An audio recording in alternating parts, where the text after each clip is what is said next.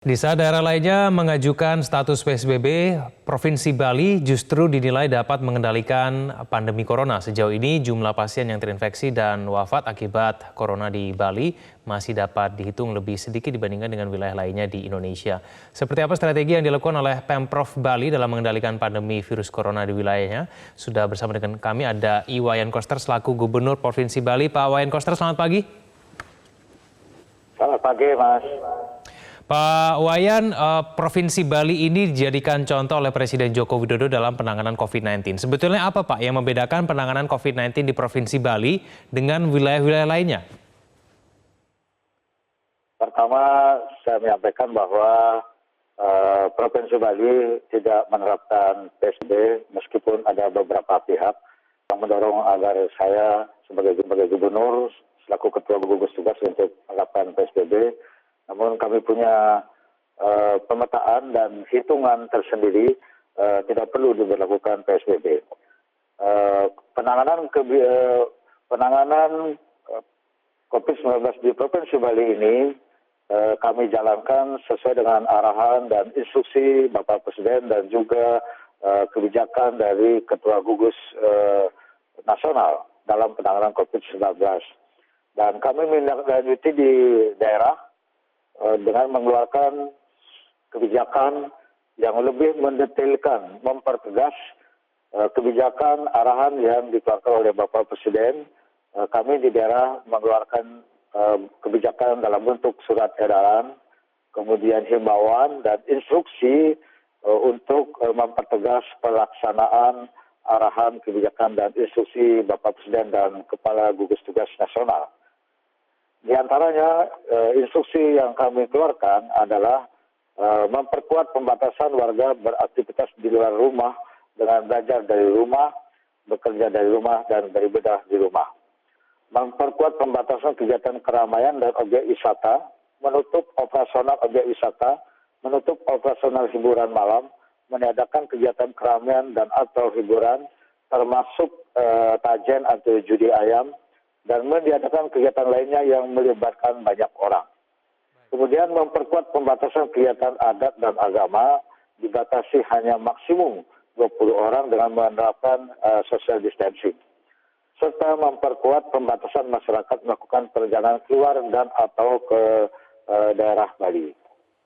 Selanjutnya, kami juga memberdayakan secara penuh dengan mengeluarkan surat bersama Gubernur Bali dan Majelis Desa Adat Provinsi Bali dan didukung oleh Parisada Hindu Dharma Provinsi Bali, yaitu memberdayakan desa adat dengan membentuk Satgas Gotong Royong untuk melakukan kegiatan penanganan COVID-19 dalam bentuk pencegahan yang dilaksanakan dengan dua kegiatan utama, yaitu kegiatan niskala dan sakala dalam rangka pencegahan COVID-19.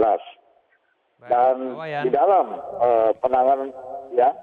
Baik, Pak Wayan, ada beberapa pihak yang mengatakan bahwa ada peran dari desa-desa adat, Pak, yang kemudian ini disebutkan menjadi kunci keberhasilan dari Provinsi Bali dalam melakukan penanganan COVID-19. Mungkin Pak Wayan Koster bisa menjelaskan, Pak, ini peran dari desa adat di Bali ini seperti apa sehingga kemudian warga di Bali ini kemudian bisa sama-sama meningkatkan kesadaran supaya betul-betul bisa terhindar dari COVID-19, Pak. Kami di Bali memiliki 1.493 desa adat yang diperkuat kedudukan dan kewenangannya dengan Peraturan Daerah Nomor 4 Tahun 2019, di mana desa adat itu memiliki kekuatan dengan hukum adatnya, sehingga dalam konteks penanganan COVID-19 ini, kami memberikan tugas dengan membentuk Satgas Gotong Royong untuk pencegahan penanganan COVID-19 di wilayah desa adat. Dan karena desa adat ini memiliki hukum adat, maka desa adat sangat kuat di dalam mengendalikan pergerakan masyarakat di wilayahnya. Masyarakat yang keluar dari desa adat atau yang masuk ke wilayah desa adat itu betul-betul dapat ditertibkan dan disiplinkan sehingga pergerakan masyarakat di wilayahnya itu betul-betul dapat dikendalikan dengan baik. Dan sejauh ini Satgas Gotong Royong di desa adat ini betul-betul bekerja dengan baik siang malam mengontrol wilayahnya dengan sangat ketat sehingga penularan COVID-19 di wilayahnya itu betul-betul dapat dikendalikan. Baik, Pak Wayan, kalau penanganan, saya cermati mengenai peran dari desa adat ini kurang lebih sama begitu ya dengan kemudian peraturan yang ada di wilayah lain. Tapi kemudian cara untuk membuat warganya disiplin, Pak, tidak keluar rumah, tidak kemudian berkerumun begitu, apalagi di Provinsi Bali ini merupakan wilayah wisata. Ini caranya seperti apa, Pak? Ya, kami menginstruksikan dan karena desa adat punya hukum adat itu dapat mengendalikan warganya dengan sangat baik. Seperti contohnya pada dalam rangka Hari Raya Nyepi, pawai ogoh-ogoh yang biasanya sangat ramai sebelum Hari Raya Nyepi itu betul-betul dapat dikendalikan sehingga tidak ada satu desa adat pun masyarakatnya itu menyelenggarakan pawai ogoh-ogoh. Nah, di samping itu kami juga betul-betul bersinergi bekerjasama dengan sangat baik dengan para bupati dan wali kota se-Bali karena kami menerapkan kebijakan di tingkat provinsi secara operasional manajemennya dijalankan oleh kabupaten kota, Sanksi bupati apa, Pak, yang diterapkan kepada warga yang mungkin masih melanggar, Pak Wayan Koster? Diberikan sanksi adat di wilayahnya, tapi bukan sanksi hukum, sanksi adat. Misalnya itu betul-betul dia kalau melanggar itu di wilayahnya ada yang sampai dia disuruh push up di desa adatnya gitu, sehingga betul-betul tertib. Relatif sampai saat ini 90% lebih dari survei yang kami lakukan, desa adat itu warganya sangat tertib dan disiplin di dalam mengikuti protokol kesehatan COVID-19. Baik, Pak Wayan, tingkat kesembuhan pasien terinfeksi corona di Provinsi Bali juga dinyatakan tertinggi se-Indonesia. Ini yang kemudian menjadi kunci keberhasilan dalam menyembuhkan pasien COVID-19 itu bagaimana, Pak? Sampai saat ini pertambahan kasus COVID-19 di Provinsi Bali yang positif itu adalah sebanyak 332 orang. Rata-rata pertambahan tiap hari 7 orang, yang sembuh itu sudah mencapai 220 orang atau sekitar 66% lebih. Sedangkan yang meninggal dapat kami kendalikan hanya sebanyak 4 orang atau sekitar 1,2%. Ini adalah berkat kerja keras bersama dengan para bupati wali kota, dan terus terang kami perlu menyampaikan bahwa pasien positif ini sebagian besar datang dari PMI atau ABK dari luar negeri. Karena itu PMI dan ABK ini yang datang sekarang itu sudah mencapai lebih dari 11.000, kami semuanya karantina. Yang positif dikarantina oleh provinsi, yang negatif itu dikarantina oleh kabupaten kota. Dan di bandara maupun pelabuhan kami menerapkan rapid test, dan terakhir kami tidak saja rapid test, bahkan melakukan uji swab. Nah, yang positif sehat itu kami karantina di tempat yang disediakan yang sangat layak, sedangkan yang tidak sehat positif itu kami langsung rawat di rumah sakit dengan menyiapkan fasilitas kesehatan yang baik. Yang negatif semua didistribusikan di karantina di hotel oleh kabupaten kota sehingga penularannya dapat dicegah ke masyarakat. Ini yang menurut saya betul-betul dapat dikendalikan dengan sangat baik. Baik, Pak Wayan Koster, ini Provinsi Bali tidak menerapkan PSBB, tapi rencananya mulai 15 Mei ini akan melakukan pembatasan kegiatan masyarakat. Ini perbedaan antara pembatasan kegiatan masyarakat dengan PSBB itu apa, Pak? Yang melakukan kebijakan pembatasan kegiatan masyarakat itu adalah kota dan pasar. Tapi tidak berlaku untuk seluruh wilayah kota dan pasar. Sejauh yang saya ikuti, peraturan wali kotanya itu memberikan ruang dan dipayungi secara aturan kepada desa, kelurahan atau desa adat yang ingin memberlakukan pembatasan kegiatan masyarakat di wilayah desanya, bukan untuk semua wilayah kota dan pasar. Sebenarnya apa yang dilakukan oleh kota dan pasar itu adalah untuk memperkuat upaya yang selama ini sudah kami jalankan di Provinsi Bali, khususnya penanganan COVID-19, pencegahannya di wilayah desa paling bawah, di tingkat desa, kelurahan atau di desa adat. Dan saya kira memang ini merupakan satu lokus manajemen operasional di dalam penanganan COVID-19 yang sejauh ini sangat efektif kami lakukan di Bali. Buktinya ada 3 desa di Provinsi Bali ini, 1 di Bangli, 1 di Kabupaten Karangasem, 1 di Kabupaten Buleleng. Begitu ada pasien positif yang cukup banyak, kami langsung isolasi desa tersebut dengan mengeluarkan satu kebijakan.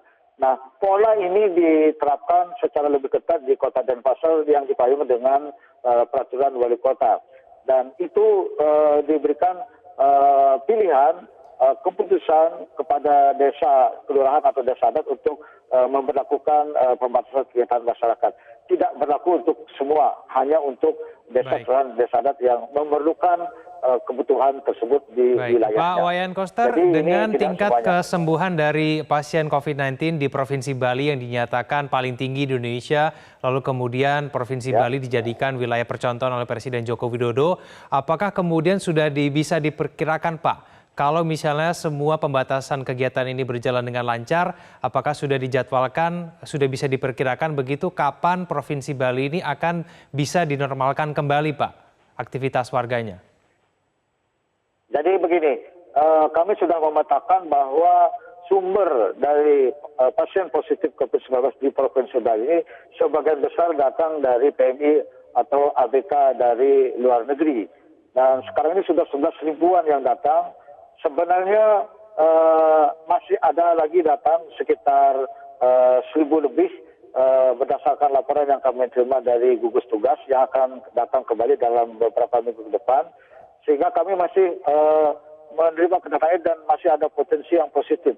Sekiranya PMI, ABK ini sudah tidak ada lagi yang datang, kami bisa fokus untuk menangani transmisi lokalnya. Dan itu bisa dikendalikan dengan baik. Jadwal kami sebenarnya kami sudah putuskan bersama dengan Bupati Wali Kota Sebali beberapa hari yang lalu. Kami menargetkan pada akhir bulan Mei ini itu sudah menargetkan agar penambahan positifnya itu betul-betul sudah menurun drastis. Kemudian yang sembuh itu kami tingkatkan, sekarang sudah mencapai 66%. Nanti pada akhir bulan Mei kami targetkan sudah bisa mencapai 90%. Dan yang meninggal dapat kami tahan jangan sampai bertambah lebih dari 4 orang. Sampai saat ini tetap 4 orang. Mudah-mudahan tidak bertambah karena ini menyangkut nyawa masyarakat.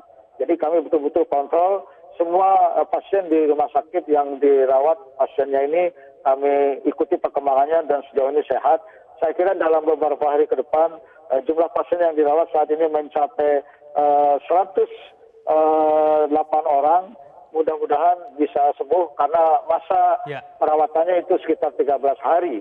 Dan dalam beberapa dekat ini saya kira sudah akan melewati 13 hari sehingga ke depannya. Pak Wayan, terakhir Pak Wayan Koster, pertanyaan saya yang terakhir sebelum kita sudahi dialog kita. Ini karena kemudian Provinsi Bali ini dijadikan wilayah contoh begitu oleh Presiden Joko Widodo. Mungkin Pak Wayan Koster punya saran Pak kepada wilayah-wilayah lain yang mungkin saat ini juga sama-sama berperang begitu ya melawan COVID-19 ini. Kira-kira apa yang mungkin belum dilakukan oleh wilayah lain sehingga kemudian ini bisa diterapkan sama seperti Provinsi Bali begitu?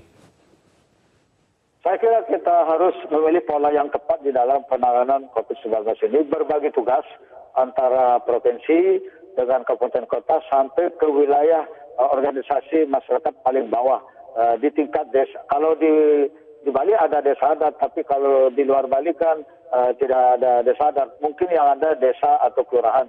Saya kira penanganan berbasis desa atau kelurahan atau komunitas masyarakat di paling bawah itu paling efektif menurut saya karena kepala desa, lurah, dan pimpinan desa paling mengetahui bagaimana situasi wilayah dan warganya di situ sehingga lebih mudah dikendalikan.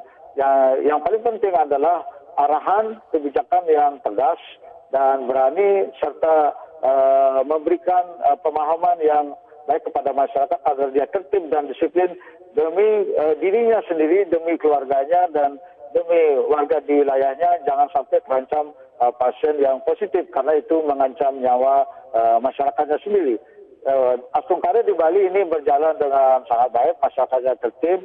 90% lebih masyarakatnya itu mengikuti arahan dan kebijakan yang kami terapkan di tingkat desa, sehingga betul-betul dapat dikendalikan penambahan COVID-19 ini. Baik, Pak Iwayan Koster, Gubernur Provinsi Bali, terima kasih telah bergabung bersama kami di Metro Pagi Prime Time. Selamat pagi, Pak Wayan.